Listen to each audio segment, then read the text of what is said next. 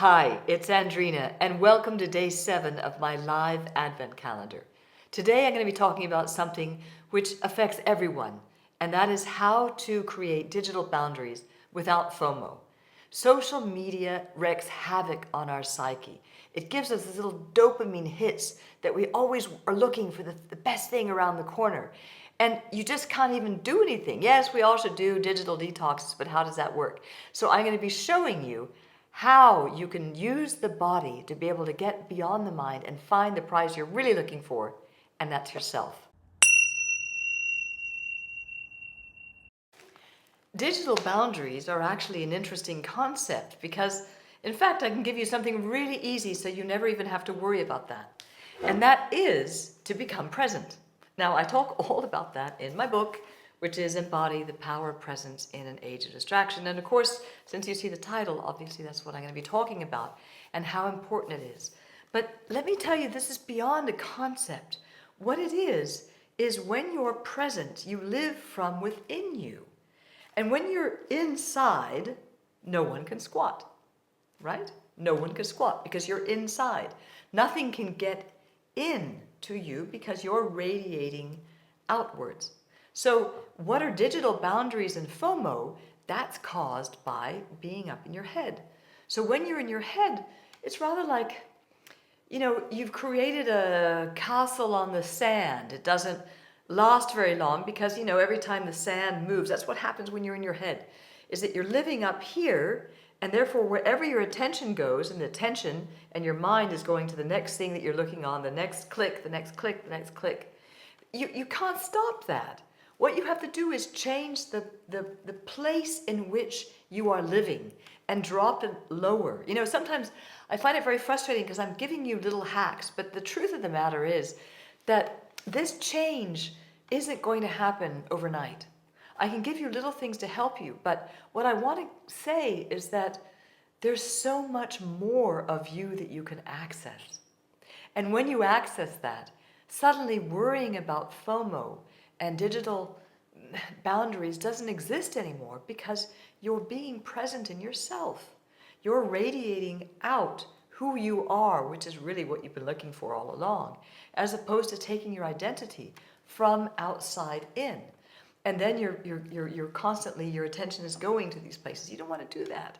So I'm giving this to you in a short period of time, but the truth of the matter is, this takes time and this takes support because I'm wanting to help you understand a new way of using your body to help you deepen in yourself so that all of these issues, from sleeplessness to boundary issues to energy levels to FOMO, disappear because you're living from a deeper place within yourself. Now, let me give you a hack or give you an exercise that will help you.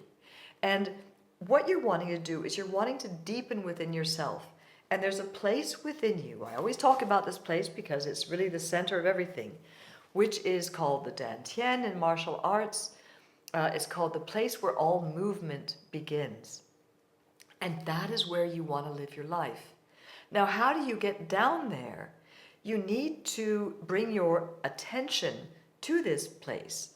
So when people talk about core strength and engage your core, people are always thinking about that as a physical thing. But how I see it is because we wear our bodies. You need to be present inside of you, and that automatically strengthens your core. So engaging your core, you can use physical exercises to do it, but not necessarily in one go is that going to change.